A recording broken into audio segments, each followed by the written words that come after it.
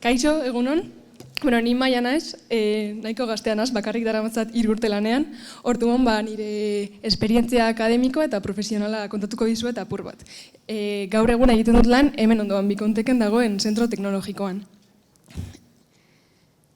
Orduan, nik batxilergoan, denok kontatu dugu moduan, enekien zer egin, eta eskatu nion ni Bilbokoa naiz, eta Bigelduna Institutuan ikasi nun, eta eskatu nion zuzendariari, bio, mate, kimika eta fizika, danak egin ahal nituen eta baietz esan zidan. Orduan, nire ideia zen egitea neurosientzia garai hortan, baina nik enekien neurosientzia zer zen ez. 2014an hasi nintzen karrera egiten, eta zelan hautatu nuen fizikako karrera, egia esan, eneukan ideia handirik, jo nintzen irakasle ezberdinekin hitz egin nuen bai bioteknologiako irakasleekin, bai medikuntzakoekin, eta bai gradu bikoitza montatzen ari ziren irakasleekin. Justo ninaz lehenengo promozioa.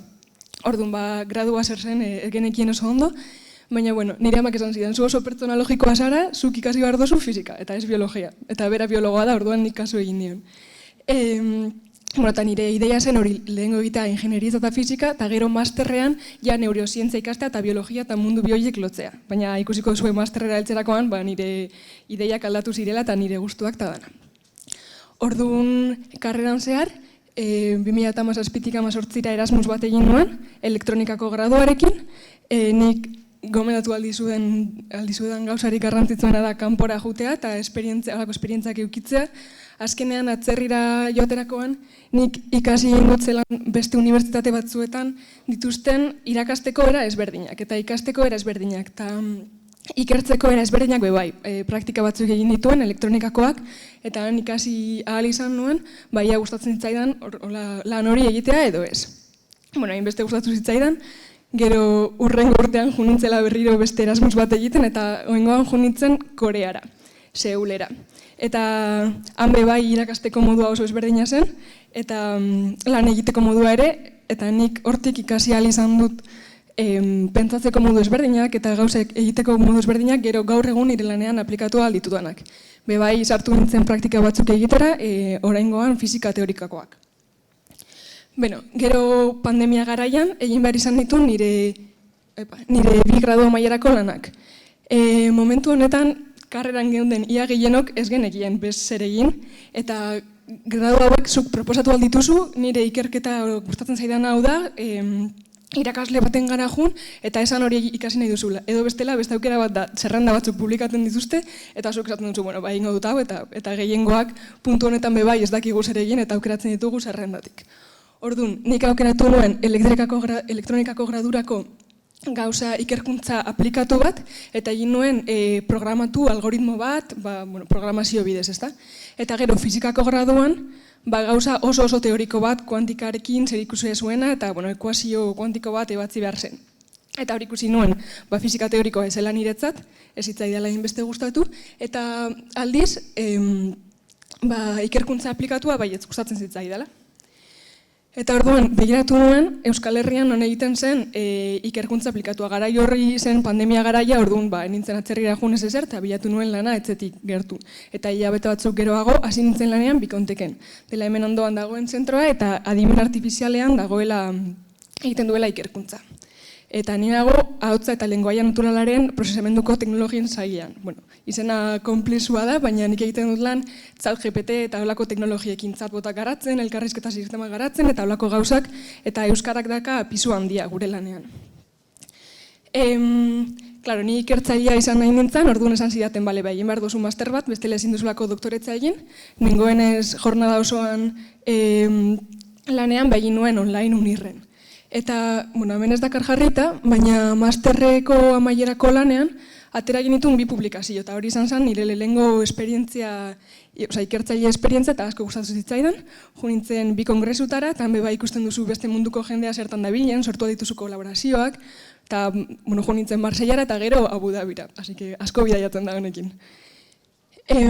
Eta, 2023 jartzen du, baina egiten aurrek urteko irailean hasi nintzen doktoretza egiten, zentro teknologiko honetan. Nik nire lana egitarekin batera kombinatzen dut doktoretza, orduan nahi ikusten dizkiate ordu batzuk eta gure proiektuetan ikertzen dudana publikatu dezaket eta horrekin egin aldi berean lana eta doktoretza. Bueno, eta nire moduko, nire ibilbide antzeko jende asko dago bikonteken, nik egiten dut hori lenguaien departamentuan lan, baina beste departamentu batzuk daude, kotze horiek bakarrik idatzen diren kotzeak, edo osasuna minbizia eta olako gauzak detektatzeko, ziberseguritatea, pilo bat arlo ezberdin daude. Eta ona heltzen da jendea karrera oso ezberdinekin, batzuk dira informatikariak, beste batzuk biologoak, beste batzuk, ez dakit, gauza ezberdin asko ikasi dituzte, eta azkenean leku berean bukatu dugu. Orduan, ez larritu egin beste zer ikasten duzuen, ze azkenean zuen bidea aurkitu alduzu eta leku ezberdinetara heldu. Eta guk zer egiten dugu, unibertsitatean egiten dute ikerkuntza basikoagoa, adibidez, teorikak atera edo ideiak euki. Eta gero industrian behar dutena da aplikazio bat, edo soluzio bat, haien problemetarako, ezta? Orduan guk ideia horiek hartzen ditugu, eta gero industriarako aplikazio batean bilakatzen dugu, programatu egiten ditugu, edo hori, soluzioak sortu, ezta? Gauza intermedio bat da. Nire kasuan hori esan dudan moduan, ontze bertan ari gara ChatGPT moduko aplikazioak ikertzen, baina errekurtso gutxia horrekin, eta aplikatzen ditugu adibidez osasun laguntzan. Dakagu Irunen erresidentzia bat, non dituzte gure elkarrizketa sistema. Non dituzte gure elkarrizketa sistemak implantatuta, eta han egiten dizkiegu galderak residentzian dauden jendeari, eta haien erantzunak batzen ditugu, gero datu horiek esplotatu, eta horrela lagundu aldiegu. Beste aplikazio batzuk dira industrian, administrazio publikoan, eta bar. Eta niri gustatzen zaidana, nire lanari buruz da ez dela errepikakorra. Azkenean ez duzu bakarrik gai bati buruz ikertzen nire lana, nik ditut hainbat proiektu, igual aldi berean 8 proiektu ezberdin. Eta proiektu horiek egin behar ditut diseinatu, bezeroekin hitz egin, haiek problematika bat ematen digut eta guk eman behar diegu soluzioa. Gero egin behar duzu programatu, garatu, jun enpresara. Probatu ia hori badabilen edo ez, normalean ez dabil, jun behar berriro zure lanera, berriro akatzak zuzendu, berriro probatu. Paperrak edo publikazioak atera, kontzutora jun. Orduan balana oso ezberdina da eta niri hori gustatzen zait. Eta hori da dana. Eskerrik asko.